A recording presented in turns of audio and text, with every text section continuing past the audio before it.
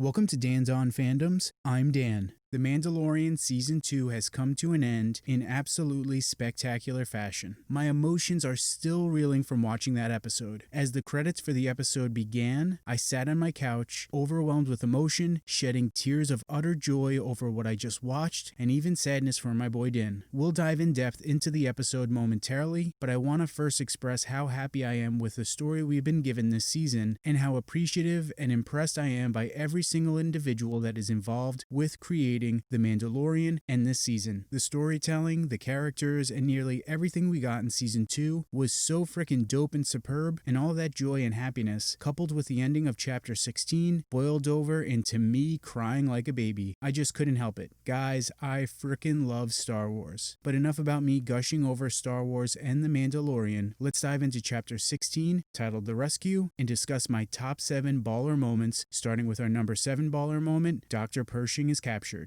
The episode opens up with Slave One chasing an Imperial shuttle with Dr. Pershing and 2 pilots aboard, one of which is a total turd, and both pilots don't have helmets on, which just seems so weird to see. Boba Fett then blasts the Lambda-class shuttle with an ion cannon, disabling the ship, and prepares to board the Imperial starship. The shot of Slave One slowly ascending above the ship like a goddamn monster was so cool. Once Din and Cara Dune board the shuttle, the turd Imperial pilot shoots his co-pilot, holds Dr. Pershing at blaster point, tells Din and Cara Dr. Pershing is a clone engineer and a high priority target of the New Republic, and instigates Cara by telling her he witnessed Alderaan's destruction before she blasts his ass. Brutal, man. It's been speculated for a while that Dr. Pershing is a clone engineer, since his outfit has a patch that, according to Lucasfilm, was inspired by the emblem first seen on the Camino-based clone soldiers in Attack of the Clones. Glad we now know definitively that he's a clone engineer. We then see Slave One fly into an unknown planet, land next to a Mandalorian Gauntlet-class fighter, taking us to our number 6 baller moment, what's the good word, Bogatan and Casca Reeves. Din and Boba Fett soon enter a cantina, and we see that Bogatan, Kryze, and Casca Reeves are seated at a table, and I was so happy to see Bogatan and Casca Reeves appear once again. Tensions quickly escalate after Bogatan declines Din's request to help rescue Grogu. Boba tells Din they don't need the female warriors, and Bogatan then telling him he's not a true Mandalorian, which I think is right in line with her character. Bogatan is nowhere close to being a saint, and the Clone Wars depicted a side of her that showed how she viewed or handled Mandalorians who held opposing beliefs from hers, so I'm not surprised that she'd look down on Boba, since he's a clone of his father, Jango Fett, who was a foundling. Boba and Casca are almost at blows, and I love the Star Wars or Mandalorian version of a pot calling a kettle black. Once Din tells Bo-Katan he has Moff Gideon's coordinates, and that the Imperial Moff has a light cruiser, which could be helpful in their fight to regain Mandalore, she appears to be down to help. But things again escalate quickly when Boba states Mandalore was reduced to glass by the Empire, which prompts Bo-Katan to call him a disgrace to his armor. Casca and Boba duke it out, and then Bo-Katan agrees to help Din and his crew rescue Grogu in exchange for Moff Gideon's light cruiser and the Darksaber, which Din gladly agrees to. Dr. Pershing then helps the crew plan out how they're going to infiltrate Moff Gideon's light cruiser, explaining that the Dark Troopers aboard are basically held on ice because they draw too much power on startup, giving Bo-Katan and the ladies several minutes to infiltrate the light cruiser, cause a ruckus, and give Din time to seal off the cargo bay where the Dark Troopers are stored. Once the plan is solidified, we shoot right out of hyperspace to our number 5 baller moment. The crew infiltrate the Imperial Light Cruiser. Yo, the shot of the Imperial Lambda shuttle and Slave One in hyperspace is just so damn baller. As they're ready to jump out of hyperspace, Bo-Katan tells everyone that Moff Gideon is hers, setting up the drama that comes later on in the episode and most likely in the series. Once out of hyperspace, Slave One fires on the shuttle, giving them their cover story to dock on the light cruiser. Once docked, they bust out like a bat out of hell and start blasting stormtroopers left and right. Cara, Bo-Katan, Casca, and Fennec make their way into the bowels of the light cruiser, just kicking ass and taking names along the way. Gideon then has the Dark Troopers activated, and that's when Din emerges from the shuttle and begins to make his way to the cargo bay where the Dark Troopers are housed. Din arrives nearly in time to seal the Dark dark troopers in the bay, but one is able to make it out. Watching that dark trooper pummel the crap out of Din, repeatedly punching Din in the head, was pretty wild, but Din's able to dispose of the dark trooper by using his Beskar spear. Meanwhile, Cara, Fennec, Bogatan, and Casca arrive at the bridge of the light cruiser, and we learn Gideon isn't there, taking us to our number 4 baller moment. Din and Gideon go toe to toe. How brutal was it when Din choked that stormtrooper and killed him with the Beskar spear? That's what's up. Din then opens the door to Grogu's cell, and there's Moff Gideon standing with the darksaber over Grogu's head. Seeing little man in those tiny binders is just too much to handle, guys. Gideon then goes on about how Din has been traveling with Bogatan and that she's now at the bridge, realizing Gideon is nowhere to be found. It's at that point that Gideon's motives become as clear as day. My man had no intention of killing Grogu or Din. He's too smart and he knew the jig was up. So what's he do? This son of a bitch fights Din, loses, allowing Din to now wield the darksaber, giving Din claim to lead all of Mandalore, knowing that Bo-Katan would have to fight and defeat Din to reclaim the darksaber, which is why Gideon states it'll be interesting when Din spares his life. This slick bastard. Giancarlo Esposito is just perfect at portraying villains, man. We'll get to Bo-Katan in a minute, but how cool was the fight scene between Din and Moff Gideon? I thought it was really cool seeing the Beskar spear heat up as the darksaber and spear were locked together, and there's a moment when Din kicks Gideon and then uses the backwards momentum to kick the Beskar spear at Gideon. So awesome. Once Din spares Gideon's life, we arrive at our number 3 baller moment. Din and Bo ain't gonna be friends no mo.